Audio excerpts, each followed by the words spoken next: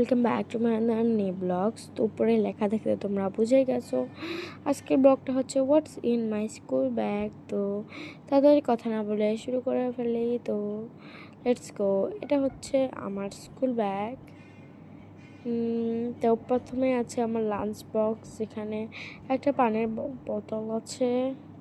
এটাতে শুধু লাঞ্চের সময়ই পানি খাই, আর এটাই হচ্ছে আমি নর্মালি সবসময় পানি খাই, দুইটা লাগে তো আমি বেশি পানি খাই। এটা হচ্ছে আমার ফোন অ্যান্ড এটা স্টিকি নোট।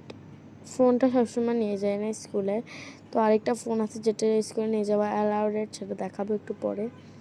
তো এটা হচ্ছে আমার দুইটা বই আর দুটো খাতা।